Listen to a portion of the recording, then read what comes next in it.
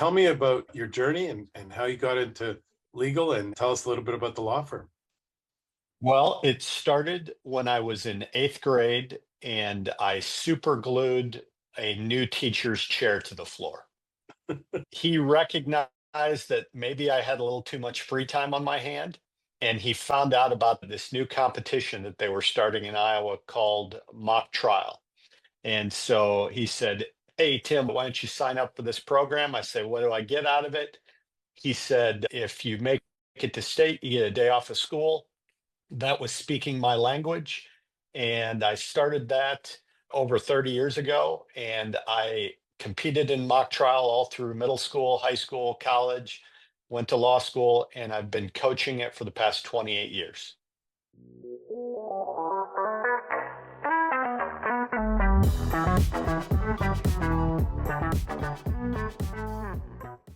Well, good morning, good afternoon, good evening. Whatever time you find this podcast, thanks for being with us on the 10 Golden Rules Internet Marketing for Law Firms podcast. We've got a great guest today. Welcome Tim Semelroth from RSH Legal. And if you've been listening to the podcast the last couple of weeks, I'm going to talk about TGR Live for just a minute. And that's our live event, March 10th and 11th. And I'm not sure when this podcast is airing, but there's not a lot of time. Whenever it's airing, you've got to take action. Go to 10goldenrules.com and check out the lineup. I've talked about some of the keynote speakers, but we've got a couple of great panels too. We've got an EOS panel to learn all about Traction, the book Traction by Gino Wickman, and how to run an EOS, the Entrepreneurial Operating System. And Brooke Lively is going to chair that panel. And Mike Morris, who is one of Gino Wickman's first clients, is going to be on that panel. We've got a panel on intake, and we've got one of the best case studies I've ever seen on intake. Ben Leader from Elrod Pope Law Firm is going to talk about how they went from about 200 cases a month to 500 cases a month. And the amazing Chris Mullins, who does a phenomenal job of listening to calls and coaching. So she's going to have a couple recorded calls. She's going to coach you on how to do great intake and turn those leads into sales and show empathy. So there's tons of great content. It's not just marketing. There's great content on business, law firm. The subtitle of the conference, TGR Live, Growth Strategies for Law Firms. So hopefully you can be with us March 10th and 11th, Delray Beach, Florida. All the information is available on 10goldenrules.com. And without further hype from my side, Tim, welcome to the 10 Golden Rules podcast. Thank you. I'm excited to be here. I'm a devoted listener of the podcast, and I'm jazzed to talk. Oh, that's awesome. So you know the routine then. Main reason Tim is here is he is an amazing back-to-back winner of the GLAM Awards. And we'll talk a little bit about what that is, but no kidding around. I mean, it is a very significant achievement to be rated amongst about 70 or 80 of his peers as the top website, the top marketing. And we'll talk about how we got there. Tim knows his stuff, and his team does a great job on his website and his marketing. So we'll definitely delve into that. But first, Tim, I always like to ask people, tell me about your journey and how you got into legal, and tell us a little bit about the law firm. Well, it started when I was in eighth grade and I super glued a new teacher's chair to the floor. He recognized that maybe I had a little too much free time on my hand, and he found out about this new competition that they were starting in Iowa called mock trial. And so he said, "Hey, Tim, why don't you sign up for this program?" I said, "What do I get out of it?" He said, "If you make it to state, you get a day off of school." That was speaking my language. And I started that over 30 years ago. And I competed in mock trial all through middle school, high school, college, went to law school, and I've been coaching it for the past 28 years. Oh, that's awesome. I love it. And what were some of the trials that you won? I assume you won if you were kept competing. Yes. Well, my highlight as a competitor was my college was the 1993 national champion. And so Great. the case involved a sexual harassment claim that was brought against a law firm by a former employee. But like I said, for the past 28 years, I've been coaching, and I've had the chance to coach all three of my kids in middle school and now in high school mock trial. And we've had a chance to do a lot of cases and go to the national tournament a couple of times. And so it's been a lot of fun. That's great. And so where did you go to law school, and did you start out working for someone else, or? Yes. So I was at the state mock trial competition in Iowa, and there was a lawyer who judged a round that I was in, and mentioned that he was the coach for the Drake University mock trial team. And so I said, well, did they give scholarships? And he laughed, but that was a connection between the two of us. So I went there for undergrad, and then I went to the University of Iowa for law school. And my now wife, I had met her in high school, and I said, "Where do you want to go? Let's see the world." And she said, "Tim, our family's here, our friends are here. We can either stay in Iowa or we can come back here every holiday and visit people." And so I clerked for a federal judge in my hometown of Cedar Rapids, and then I got hired by the two guys who founded the firm that I'm still a part of today. Oh, that's great. So that's interesting. I always wonder, how does someone become kind of like the front guy for the firm if they're not the founder? Yeah, well, they were very established lawyers. They were each 20 some years older than me. With regard to the internet, for example, it was kind of one of those things where I got called into their office one day and they said, "Hey, there's this meeting that Westlaw is putting on about how to have a website. That sounds like a technology thing. You're the young guy. Why don't you go to that?" And so that was the beginning of my internet marketing career. Great. And are those guys still active in the firm? They are not. My current partners and I, one of them went on to become a judge, and we bought out the other founder several years ago. That's great. Well, then, and that's the other way you become the front guys. The other two guys are no longer there. Yep, yep. That's great. So let me delve into this a little bit, because I can't tease people that you are a two-time GLAM Award winner without explaining what it is. And so Tim's a member of a mastermind, and there's about 70 or 80 firms that attend this conference every year. And we did an audit of their websites and every other digital marketing component that we can look at from the outside in. So there's a tool that can show how they rank in Google Maps. We even call the firm to see how quickly they answer the phone, because you have to answer the phone within 15 seconds now for local service ads. We looked at their pay-per-click and how their campaign is structured, and if they're testing ads, because again, we can see that from the outside in. We look at their landing pages. We look at their website speed and all the factors that are so important for SEO, like the speed of the website, the structure of the website, some of the sophisticated code on the website, and the backlinks, other sites linking to the site. And then we even look at the content on the website and the content on the social media. How frequently is it updated? How good does it look? We look at the website design. And so Tim has won 2 years in a row by a decent margin, I'll add. And so I'd love to hear how you structure your digital marketing, how you stay on top of the leading edge. And that's probably enough questions to start. Yeah, well, first of all, it's been a huge honor each time we've won, because obviously you're the pro in this. And so to get a seal of approval from 10 Golden Rules is the highest compliment. So You're welcome. what our internet presence is, it's really the result of a team approach. So I play a role in the sense that I try to be a good consumer of legal marketing products. I go to conferences, I read blogs, listen to podcasts like yours, just so that I can speak the language and I know the right questions to ask. Then we have a in-house marketing director, and she's the implementer. So using the language of EOS, it's like I'm more the visionary. I say, "Hey, we got to make sure we do this. I want to do this." And she's the one that makes it happen. And then we have service partners. We have somebody who manages our pay-per-click campaign. We have a website developer. So everybody on that team is working together to see what people see about us online. But I think the two keys are, number one, I've done almost all of those tasks myself at the beginning.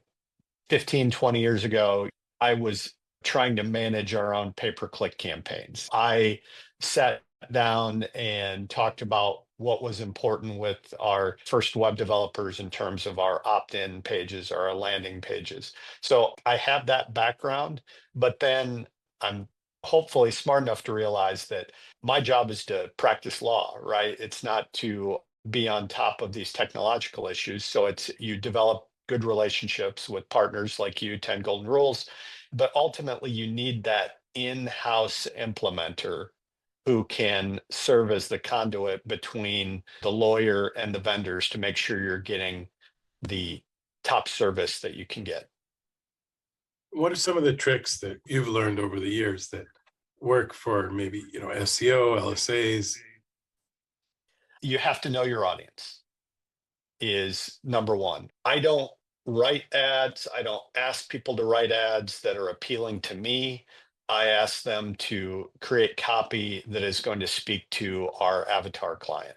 And that is something that is, I always remind myself, I am not my target audience. And so whether I like it or I don't like it doesn't matter as much as whether or not it speaks to the people that we want to respond. Yeah, you definitely have to take the lawyer lingo out. I remind lawyers of that all the time. Is they have big vocabularies. Yeah, we've been scarred by law school. We've got this weird way of thinking, this weird way of speaking, and you've got to make an effort to talk like a regular person if you want to be good in marketing. That's great. You talked about some vendors. People ask this question all the time, and I'm a little biased, but what's important in picking a vendor? What do you look for in finding those suppliers? Well, one benefit of going to conferences is that vendors like you, vendors like the firm that we use, they are often presenters. And so I pay attention to, can I understand what they're saying? Are they there to sell or are they giving real value? And all of the vendors that we work with are people who I probably met on the conference circuit at one time or another and liked the way that they presented from the stage. And ultimately, that led to me investigating them more and ultimately having a professional relationship. Great, I love it. How about ongoing? Like, what makes for a good agency? What do you look for once you have a relationship? I tell any agency that I'm looking for a coach, right? I'm looking for somebody who's not just going to do services, but they're going to inspire me to do the work that we have to do on our side, explain to me why it's important, motivate me, keep me on task. So that's hugely important because they're the experts. They're the ones that know the latest trends and the latest tools. And I expect them to come to me with ideas and explain to me why they're a good use of my next dollar or my next hour. Yeah, that's something I often answer when folks say, we're thinking of building an in-house team and we might not hire an agency. You said a minute ago that you used to run your Google pay-per-click. When I go into Google pay-per-click today, the back end of the Google Ads program, and I used to run pay-per-click 20 years ago, and I go in there today and it's so complex that I have a whole team of people who are in there all day, every day now.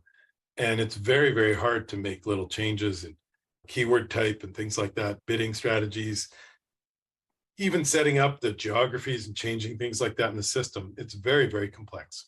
And so I'm supposed to be a general internet marketing expert, but God forbid I log into Facebook or Google or analytics or search console. These things have become very, very deep and very, the capabilities are massive, but you need someone who's in there all day, every day. So that's my sort of counter argument to, can I hire one person to do all this stuff? Maybe there's a few in the world who are unicorns who could really do SEO and pay-per-click and LSAs and be on the cutting edge of all the different skill sets they need, social media. But Jay Berkowitz certainly isn't expert at everything anymore. And it's very, very hard to find someone who's that broad. So that's a great point. So give me a short answer. Like, what's one thing that you recommend to someone who's starting up a law firm? Maybe someone leaves another firm and starts a law firm. So what's one thing you recommend to get started with their marketing? Start keeping a list of everybody who you have worked with and for immediately. Those are going to be the sources of your next cases. And so getting that list, maintaining it, finding out a strategy to stay in touch with those people, that is going to be what turns your practice from good to great. So those are referrals to get started, right? They're referrals. These are the people who, hopefully, you're a good lawyer, right? So they know you, they like you, they trust you. And that still is where my best cases come from.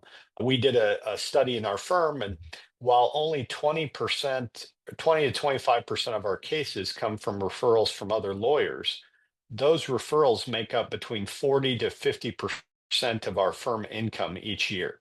If you ever needed an argument why you need to be professional, why you need to be collegial, it's because your best cases are going to come from other lawyers if you're in the B2C space.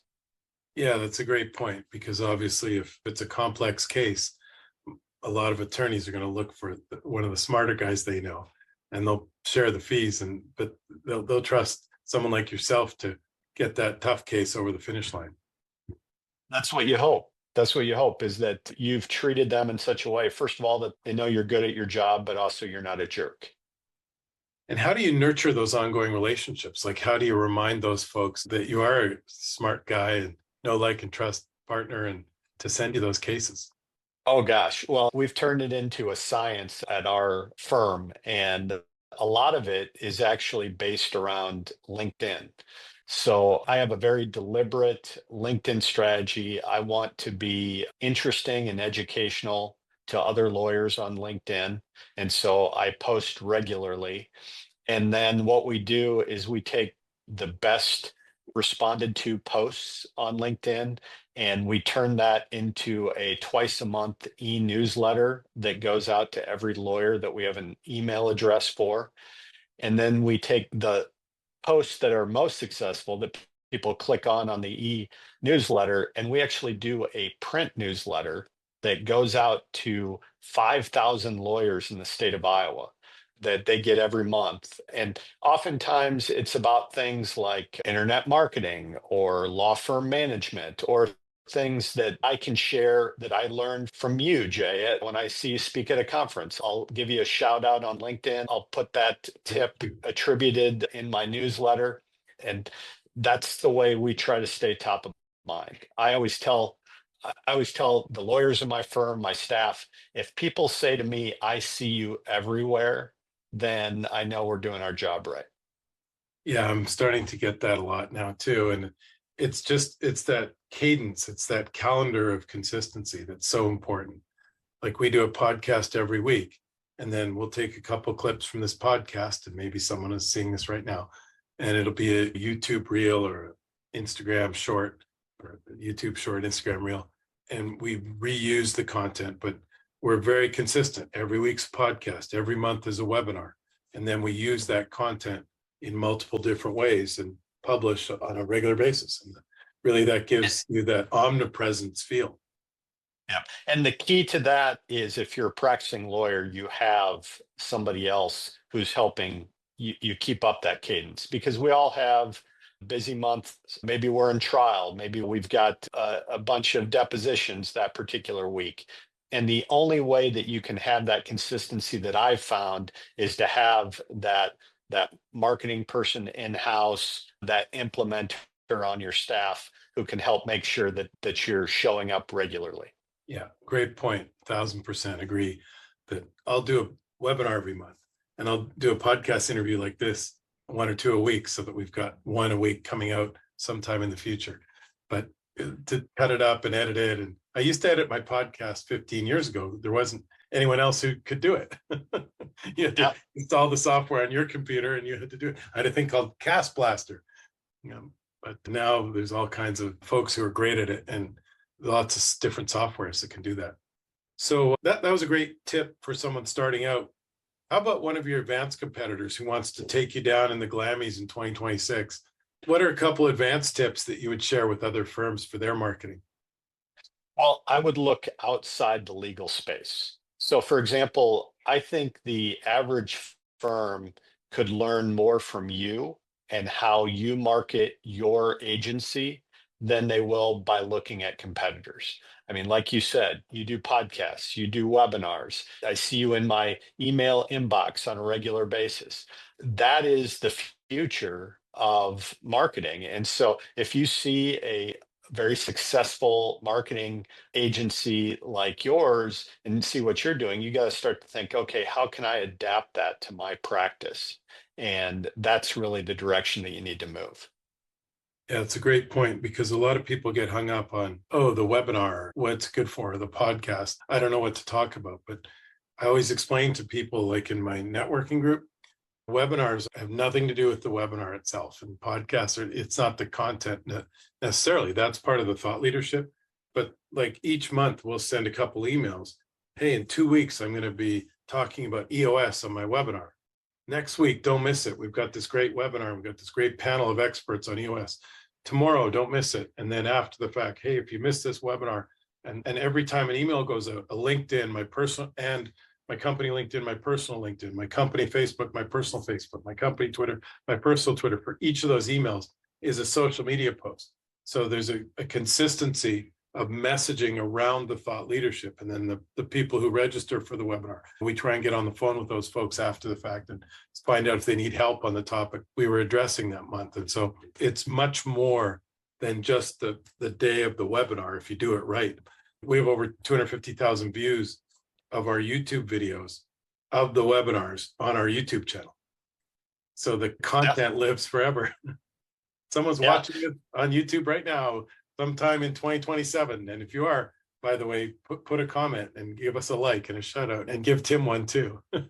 Please, that would be wonderful. So the metaphor or the analogy that I use in-house with my attorneys is, in school, we were taught about how Native Americans used every part of the buffalo.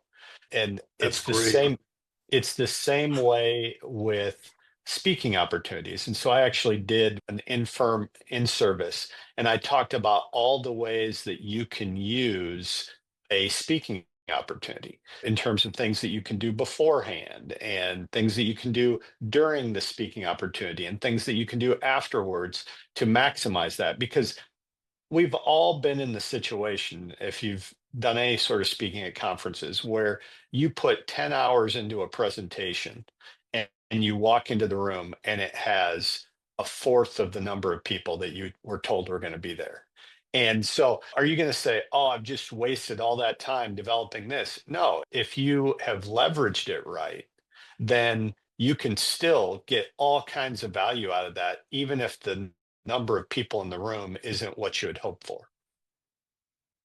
I think that's great advice. And I'm sure people are saying, well, Tim and Jay, how do I do that? So let's give them a couple tips for before, during, and after. What are the some things you do before to make the most out of that speaking opportunity?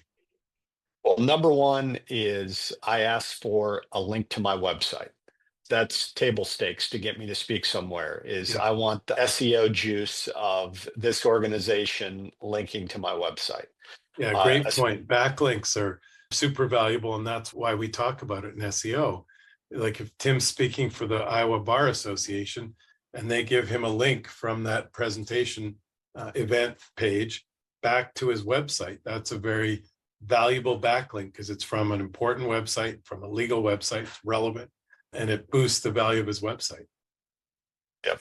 The second thing that I'll share is you don't leave the promotion of your presentation up to the organizers. I say, hey, send me your logo, send me this. I'm going to create my own stuff and I'm going to post it on LinkedIn. I'm going to post it on our socials.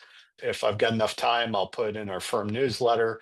But when they ask me to come speak at an event, I end up being a co-promoter because I want it to be as successful an event as possible so that my message gets out there. Yeah, and part of it, like I said before, is just telling people what you're doing is the thought leadership. Hey, I'm going to be speaking at the Iowa Bar Association about referral marketing or whatever. Yep. Okay. We're going to make a great list here. We're going to do the top 10 things to do to promote your speaking event. Go ahead. So one of the great things to do before is ask them for the list.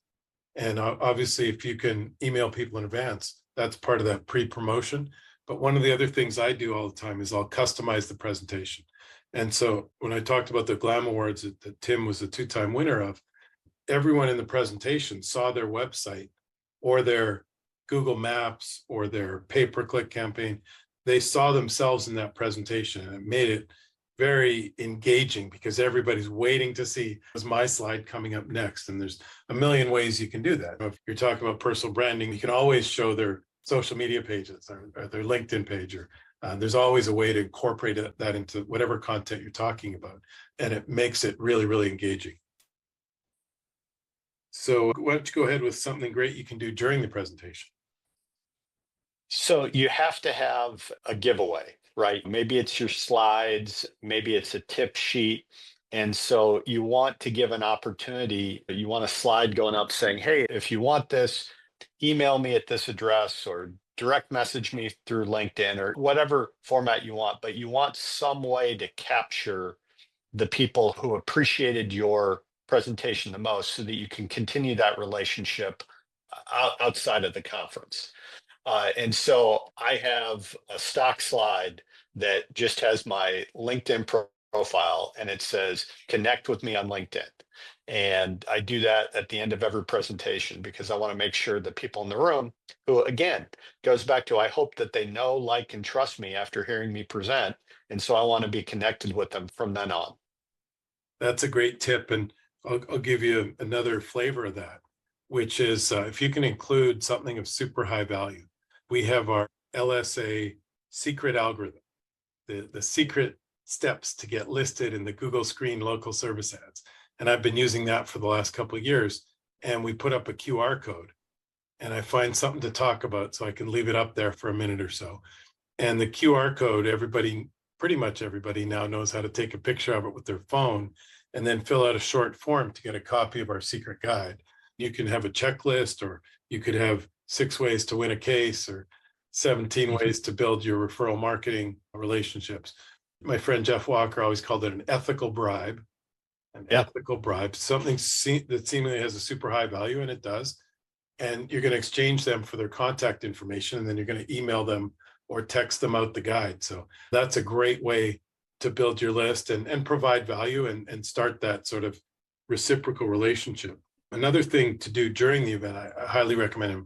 We talked about this. I love the example of the buffalo. Use every part of the buffalo. If you record the presentation, then it can have tremendous legs after the fact. We have these little, I have one here. It's a cell phone holder. And this is a great giveaway, by the way. We give it away at conferences and whatnot. But I just used it last week when I was speaking. I just sat it on my desk, had a clear shot of where I was going to be standing and presenting, and recorded the whole presentation. And now I'll use all parts of that buffalo. We'll cut it up into some social media clips. And obviously that's the main use of it. A lot of the stuff's confidential, but in whatever we can share, whatever stories I tell, those will be going on my social media over the next couple of weeks. What's something else that you do during the presentation? If I'm going to come to a conference, I'm going to stay for the whole thing. And while I'm there, if there's a presentation that doesn't speak to me, it's not my area, or I'm bored or whatever, I just start looking around the room and identifying people who I'd like to connect with on LinkedIn. And so I will have my phone out or my iPad, and I'll have the LinkedIn app out, and I'll just start sending messages saying, hey, great to see you at this conference. Let me know if you have time to meet up during a break or something like that. And so I can usually pick up a good handful of new connections in LinkedIn just by looking around the room and seeing who's there and seeing who I don't know. That's a great one. And I guess we can move into after now. I got to give you a little bit of a story. Okay. So Yeah. I'm a big Dan Kennedy fan. And I was at a Dan Kennedy conference like 15 years ago, maybe 20 years ago by now, where this guy who makes infomercials was talking. And there was a famous infomercial he made for Cindy Crawford, where she was talking about this skin serum that keeps her looking young. And the first time they tested it, they had her being the expert. Hey, I'm a supermodel, so I get a chance to work with all the latest people. And this is something I've learned. it tested very poorly because they're like, Cindy Crawford can only be so blessed, right? She's beautiful, she's successful. She can't possibly be an expert in this topic. So they did one tweak. They changed it to, instead of her being the expert, they made her the one who found the expert. And it was some scientist in France who had like figured out this new recipe for skincare. And so what I do when I go to a conference is I take notes of the other people speaking. And I'll, of course, get a picture of me there. But I will do a social media post where I do Tim's top takeaways from the conference. And I'll just talk about, hey, it was a pleasure to speak at this conference, had a chance to hear from great experts from all around the country. And I want to share 3 smart tactics that I learned.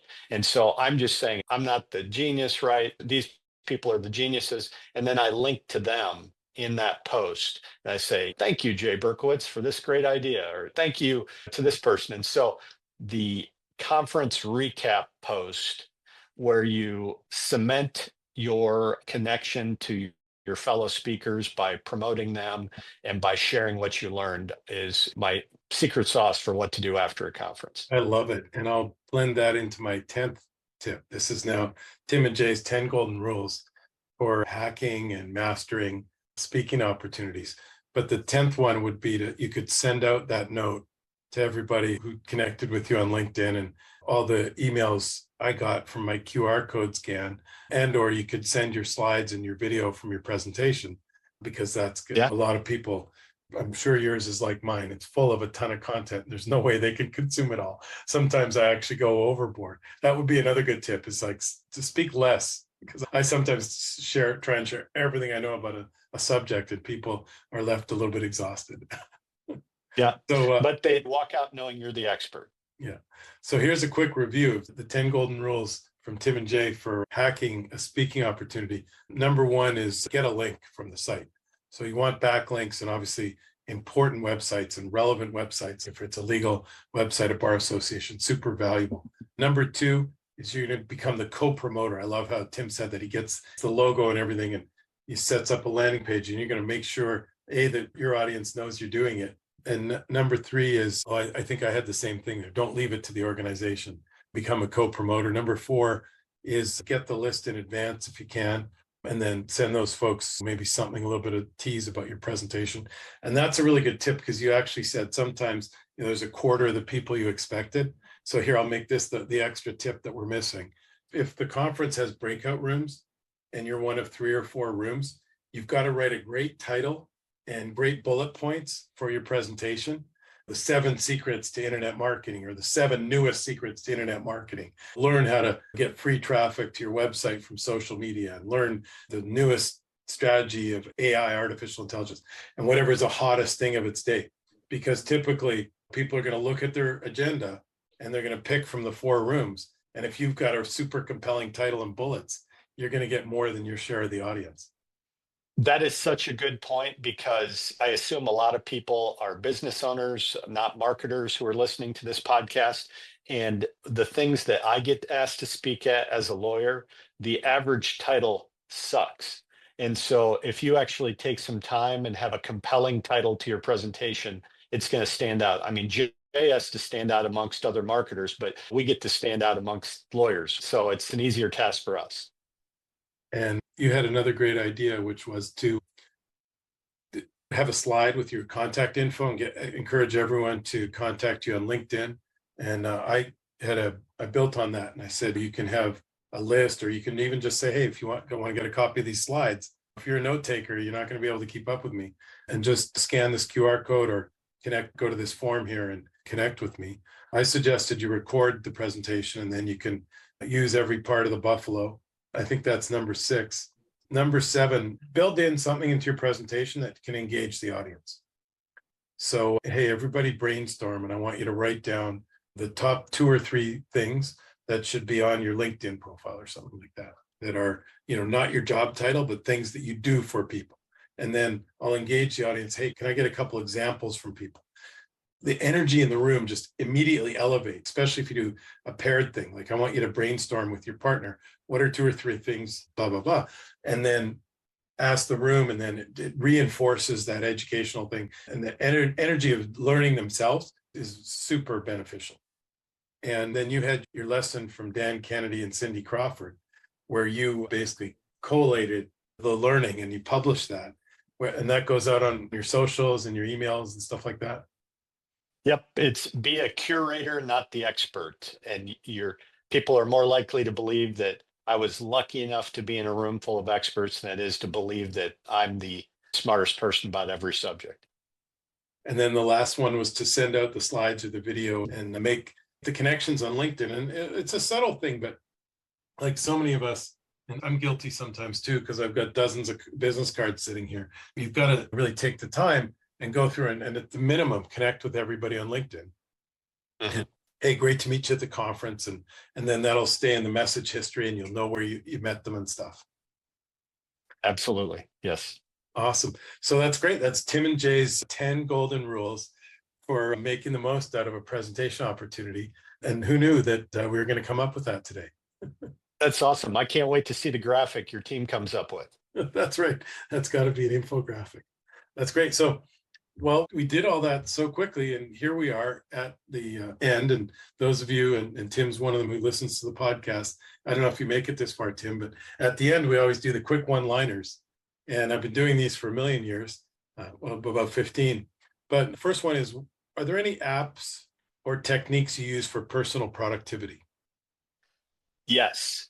So Iowa has a lot of lonely country roads. And so I am a platinum user of Audible. If I'm in the car for more than 10, 15 minutes at a time, I am listening to a book on Audible. And you've got a bunch of offices, and I know today you're in Cedar Rapids, today you're in Des Moines, and normally you're in Cedar Rapids. So I guess that's where those lonely country roads get filled up with great audiobook content. Absolutely. It's a great way to make sure that I'm keeping on top of everybody has their stack of books that they want to get to at some point. And so it also kind of gets me excited about, a long car ride is because I know I'm going to learn something. Yeah. And have you heard Alex Hormozy's tip where he says you should read a book and listen to a book at the same time? I have heard that. You haven't tried it yet? I haven't tried it because I usually can do one or the other, but it's a good tip. Yeah, when you get an awesome book, like the book everyone's talking about these days is Dan Martell's Buy Back Your Time. Have you read that one? Yes, that one? I have. Yeah. Oh, it's awesome, mind-blowing. right? Yeah. It seems like I mention that on every podcast these days. But that was a good example where I read it and listened to it at the same time. And then you can sort of take some notes and you learn different auditorially than you do reading, for sure. So really good ones. There's a bonus tip.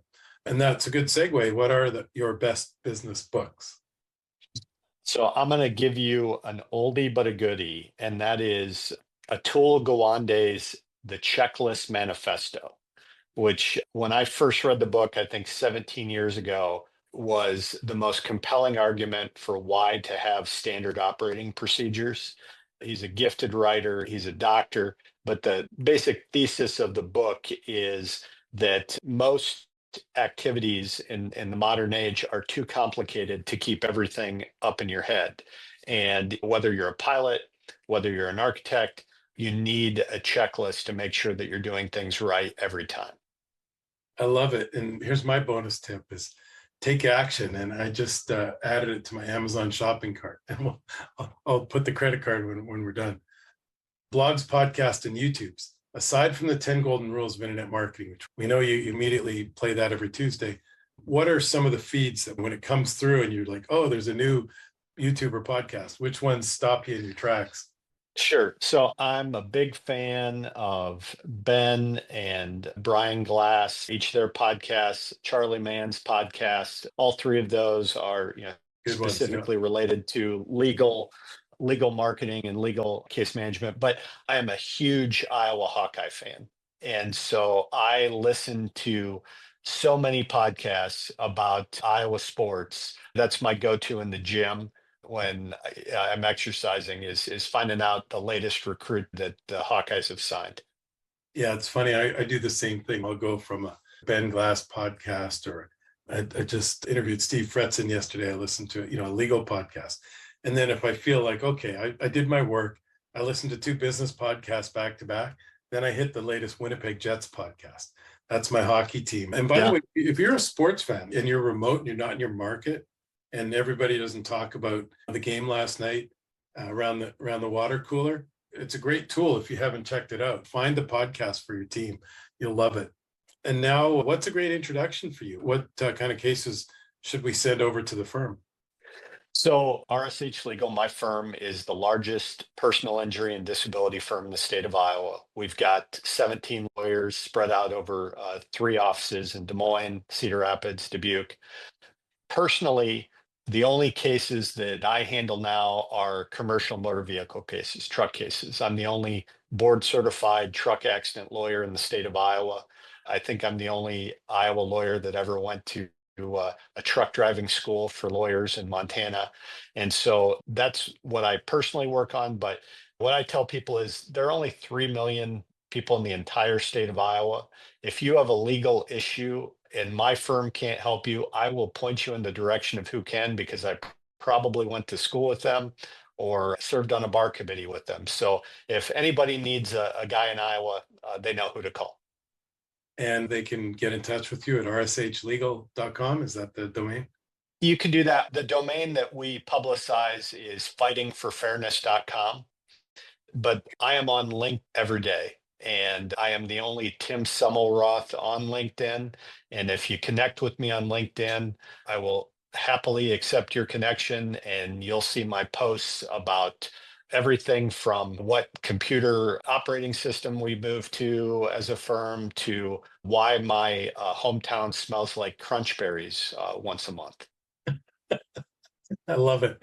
Well, Tim, this was awesome. So thank you so much for your time and your tips and sharing. And congratulations again on a back-to-back GLAM Awards, and good luck in 2026.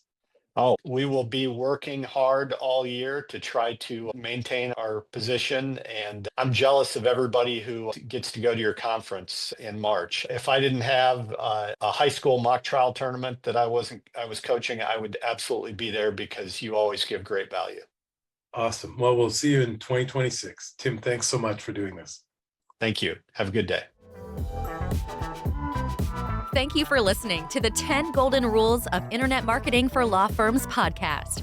Please send questions and comments to podcast@10goldenrules.com. That is podcast@TENgoldenrules.com.